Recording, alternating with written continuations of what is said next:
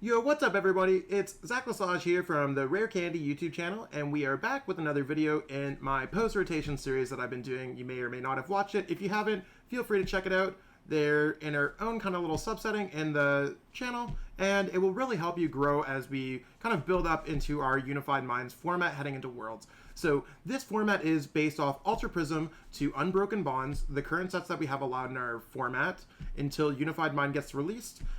Unified Minds is coming out within the next couple weeks, so be sure to check that out. We will have some content on our channel covering that set and some other cards.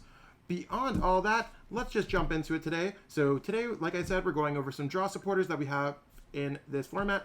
And when I say supporters, I'm not meaning supporters as in supporters. Even though this list includes supporters, it can include a lot of other cards, kind of like support Pokemon or support cards in general.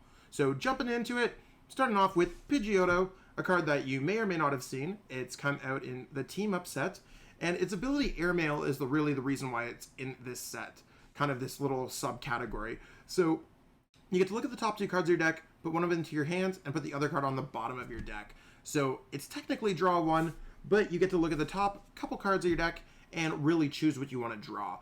You may be wondering, where does this really fit in? Why is this card even included? It's kind of bad. Well, in the next set, we do have a card coming out, Beheum, that shuffles itself back into the deck. Maybe you're missing one specific piece and you're looking to try to get more of a specific search or more of a specific draw, I should say. Airmail may work out in a deck like that. So be sure to be on the lookout for that kind of combination or other combinations in the future.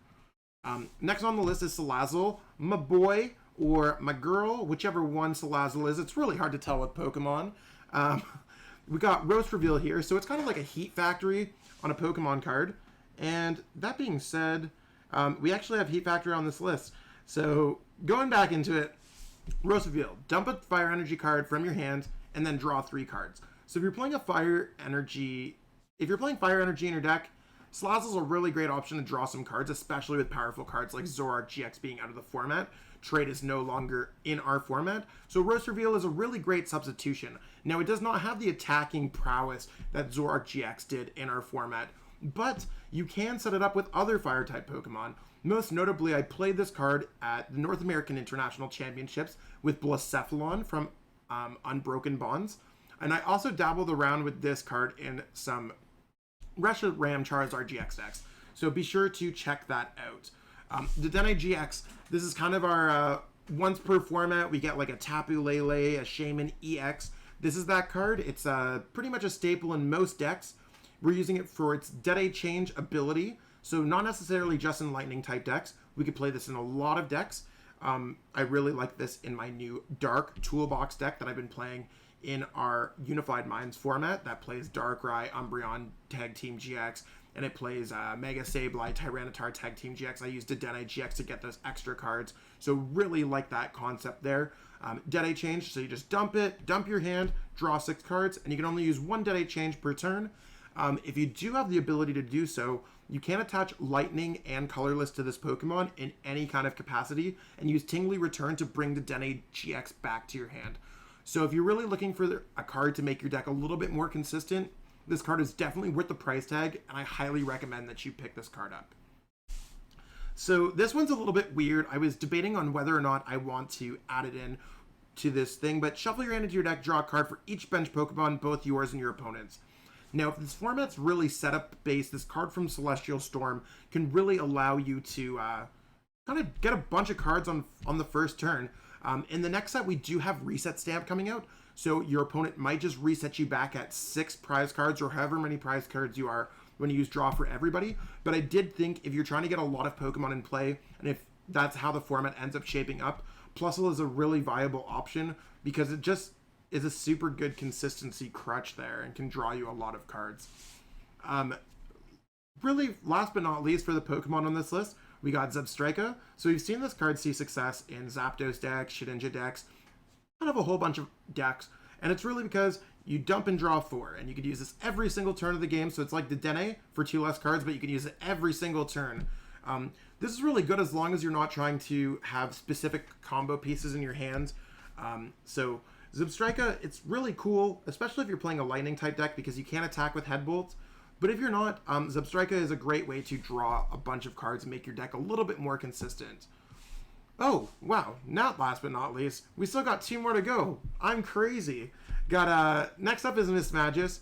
So every kind of card has their own, like, unique drawback, whether it's discard your hand or anything. So Mismagius is dropped till 7, but if you drew any cards in that way, this Pokemon's knocked out. So you really want to use the drawback with maybe something that gives you kind of a plus. You might want to play this card with, like, Lieutenant Surge, or you might want to play this card with maybe just, like, Counter Gain. A couple cards like that. Beast Ring could be another cool one. The attack's really not too special, but Mysterious Message, you can evolve Miss Drevis into Mismagius with a Duskstone. So if you are playing a Duskstone deck, Mismagius might be a great fit into that deck already. Or if you're playing Mysterious Treasure, another great fit. But all in all, Mismagius is definitely an interesting way to kind of draw some cards. Drawing up to 7 is very strong. So as long as you're okay with the drawback, this might be one of the better draw support Pokemon that we have in our format. And our homie Swampert. So power draw.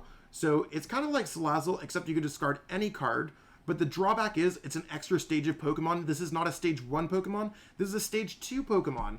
Now it does get some other buffs like that where its attack is fairly viable, especially with triple acceleration energy.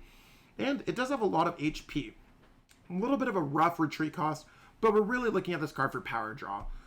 We've seen this card in the past played by the Dead Draw Gaming team members in the Mexico City special event. They played it with Swampert or Oranguru to kind of control what they were doing with their opponents, making sure that they played a bunch of control cards. Now, whether or not we see that this card take the same kind of place it did in this format, Swampert has been used as an attacker, as a support Pokemon.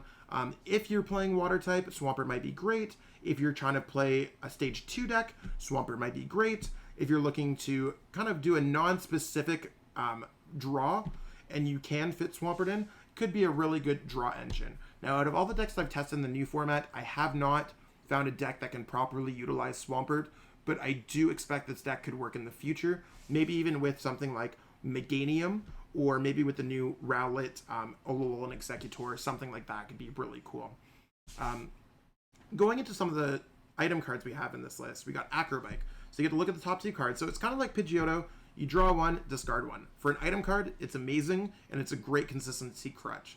There's a lot of Pokemon that we've been playing in this new format, a lot of new decks, I should say, that use Acrobike. So if you haven't picked up a playset of these already, it is available in other sets as well. It is a reprinted card.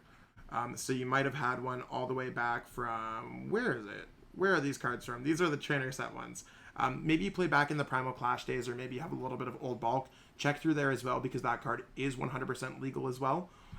But these cards, I've quickly gone through my collection, and I do feel like I'm missing quite a few. So I am going to try to pick up a few more, just because of how powerful it is in this new format.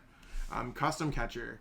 Whoa, this card recently saw a price spike.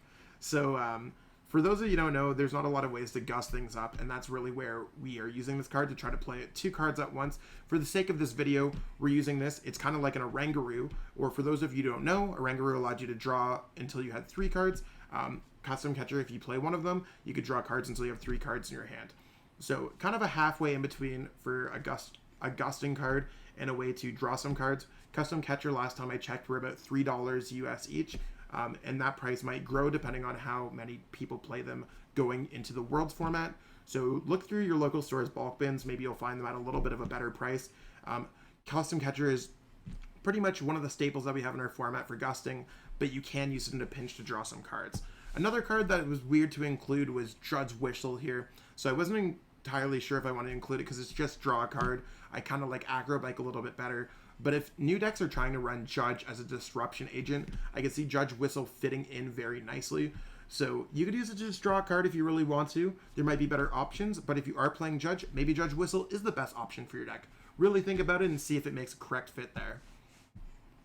And we got Lost Blunder. A lot of people kind of disregard this card. You can waste a couple cards in your hand, and most notably this card has been played in the Lost March deck to get Pokemon into the Lost Zone to do extra damage. But maybe we'll be in a time and place where there's another Lost Zone mechanic that we need cards in the Lost Zone. Or maybe you just want to get rid of cards and you don't need them in a certain matchup. They are gone. Maybe your opponent's looking into your discard pile. and they're trying to do extra damage based off that, Lost Blender might see a surge in play then. But beyond that, you do get to draw a card. Really, for the most part, I'd recommend this in Lost March.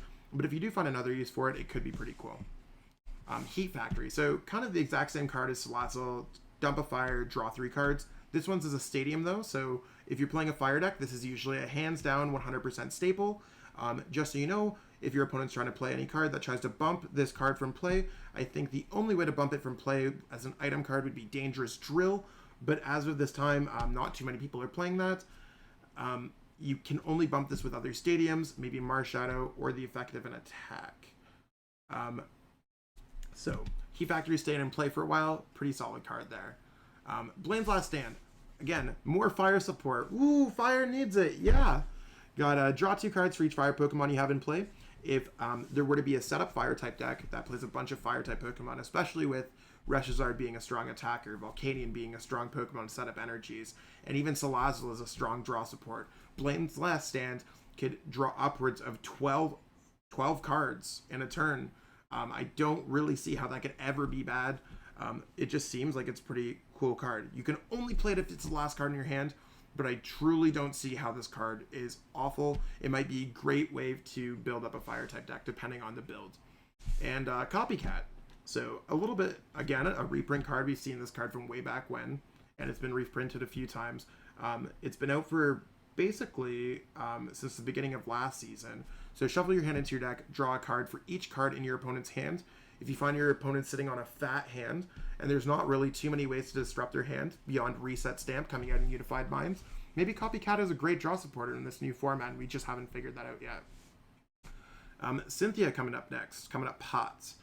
So shuffle your hand into your deck, draw 6 cards. This card's been a staple for the past couple years. It's still legal in our format. It seems like we've been playing with it much longer, but just a simple shuffle and draw 6 has been a fantastic asset to our format, and that's not going to change anytime soon.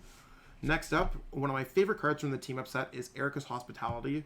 I know that I've received some heat from some top players that I've decided to play this in multiple of my deck, especially starting in February last season when it came out. I really like that this card adds kind of a mid-game flair to it, especially when your opponent's fully set up. So I do feel like drawing upwards of 6 cards in the middle of the game can be that kind of push that allows you to win the game, getting those mandatory cards to complete your win conditions. Erika's Hospitality seems like it's a really good draw supporter heading forward. I've personally seen success to the tune of over 1,000 CP with this card. I totally recommend that you would look into it a little bit as well. Ingo and Emmett. So a little bit of a different card here.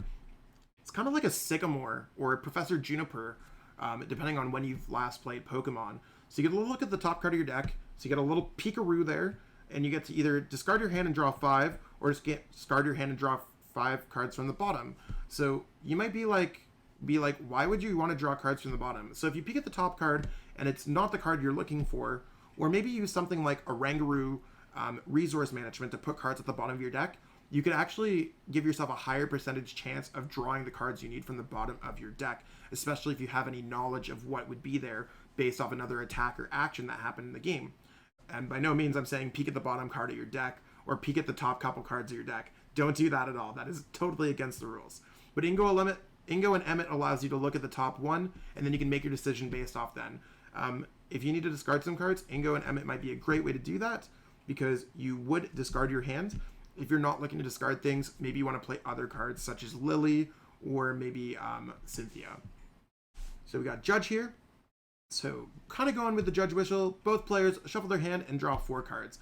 Now this card was played a little bit before the rotation happens, and I'm not entirely sure if it's going to be seeing any play afterwards, because in the next set we get Reset Stamp, which is kind of like this card, but it can do even more for only an item card. So we'll really see how Judge plays it out. If you're looking for kind of both kind of shuffle, or maybe you're trying to match the hand size of your opponent for some action in the future, Judge is a pretty good card there. And Lily, one of the absolute staples like Cynthia in our format.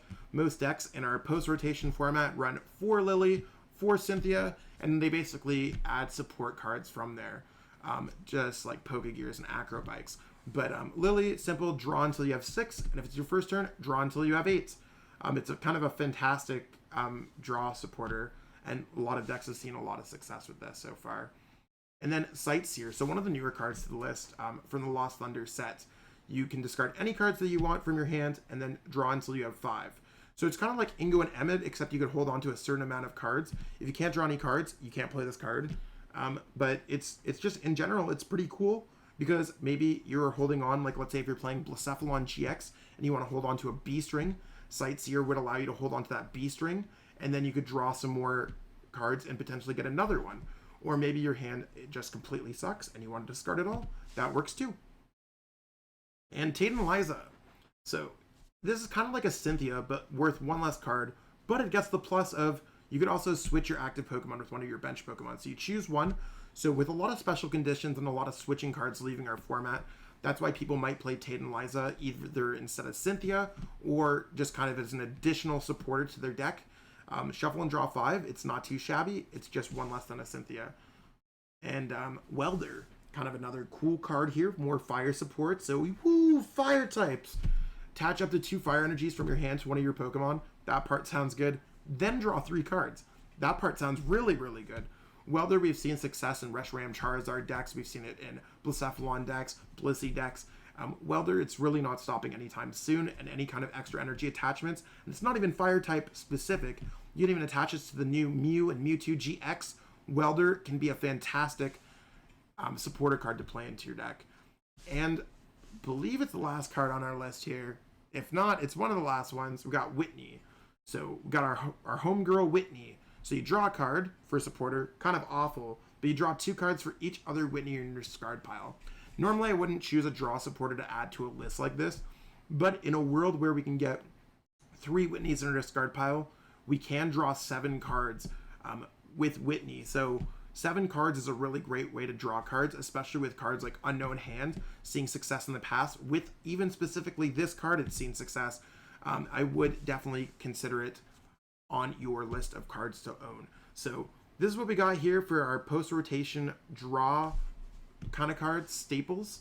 I think it's pretty cool. I like this list of cards a lot, and I'm hoping that Unified Minds adds a bunch more to this list.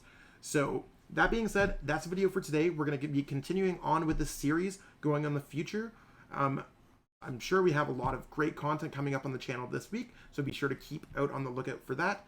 And if you did enjoy this content, be sure to like this video, leave some comments below, let me know what you liked, what you didn't like.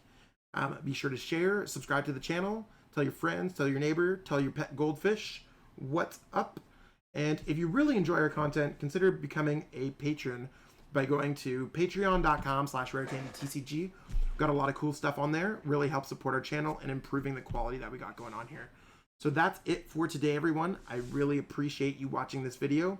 Thanks so much, everyone. That's it.